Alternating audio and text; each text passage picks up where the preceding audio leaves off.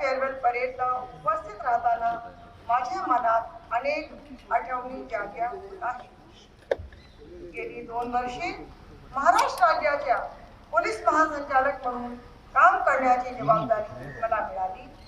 हा काळ माझ्यासाठी खूप अभिमानास्पद व महत्वाचा ठरला. या काळात संपूर्ण राज्यातील कायदा आणि सुव्यवस्थेची स्थिती एकूणच चांगली आणि सक्षम राहील यांचे समाधान मला आहे. विविध मोठे सण व उत्सव, निवडणुका, धार्मिक मिरवणूक, सामाजिक कार्यक्रम या सर्व काळात आपण शांतता आणि सुव्यवस्था राखू शकलो याचा मला अभिमान आहे. नागरिकांचा विश्वास टिकवणे आपल्या शक्य झाले हे आपल्या सर्वांचे यश आहे. याच काळात लोकसभा निवडणुका, विधानसभा निवडणुका तसेच नगरपालिका आणि नगर परिषद निवडणुका अत्यंत पुरेशी वातावरणातील शांततेत नियमबद्ध आणि यशस्वीरित्या पार पडल्या याचा मला खरोखर अभिमान वाटते. मी स्पष्ट सांगू इच्छिते की हे यश कोणत्याही एका व्यक्तीचे नाही, हे संपूर्ण पोलीस दलाचे सर्व अधिकाऱ्यांचे, कर्मचाऱ्यांचे जॉईंट एफर्ट्स आणि टीम वर्कचे आहे.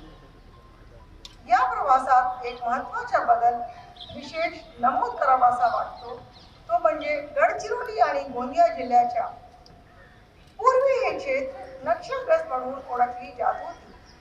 पण अनेक वर्षांचे सातत्यपूर्ण प्रयत्नामुळे आणि टीम वर्कमुळे आज त्यांची स्थिती खूप बदललेली आहे.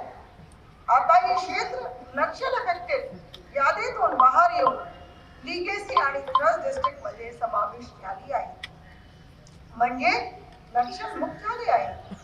आज तिथे फारच कमी नक्षलवादी शिल्लक आहे आणि परिस्थिती खूप चांगली झाली आहे. हा बदलही जॉईंट एफर्ट्स आणि टीम वर्कमुळे शक्य झाला आहे. मी माझ्या कार्यकाळात एक गोष्टीवर विशेष भर दिला आणि मला वाटते पुढील काळात ही गोष्ट अत्यंत महत्त्वाची आहे. ती गोष्ट म्हणजे कोर पोलिसिंग किंवा बेसिक पोलिसिंग आहे. कोर पोलिसिंग का अर्थ आहे की लोकांची सुरक्षितता पाळणे, कायद्यापुढे सर्वांना समान मानणे आणि सर्वांना न्याय मिळवून देणे आणि यावर आपला खरा भर असला पाहिजे. इतर सर्व उपक्रम नंतर येतात. मला या ठिकाणी आपल्या महाराष्ट्र पोलीस दलाच्या बोधचिन्हाची आठवण होत आहे. आपल्या दलाच्या बोधचिन्ह सदरक्षण आहे, खंडनिकरण आहे. यांच्या अर्थ स्पष्ट आणि महत्वाचा आहे.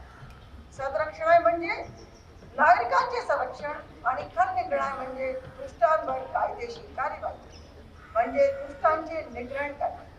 आणि हे बोधचिन्ह पाहताना बरेचदा आपल्या नजरेत न पडणारी पण एक महत्वाची गोष्ट आहे, ती म्हणजे त्या बोधचिन्हातील अभय मुद्रेतील हात.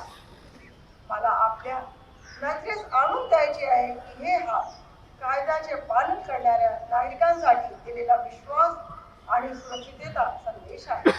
हे आपण कधीही विसरता कामा नये. यातील सेवेत मला महाराष्ट्र राज्याने खूप काही शिकवले. अनेक वरिष्ठ IPS अधिकाऱ्यांकडून, सहकाऱ्यांकडून तसेच कॉन्स्टेबल आणि हेड कॉन्स्टेबल पर्यंत सर्वांकडून मी खूप काही शिकले आहे.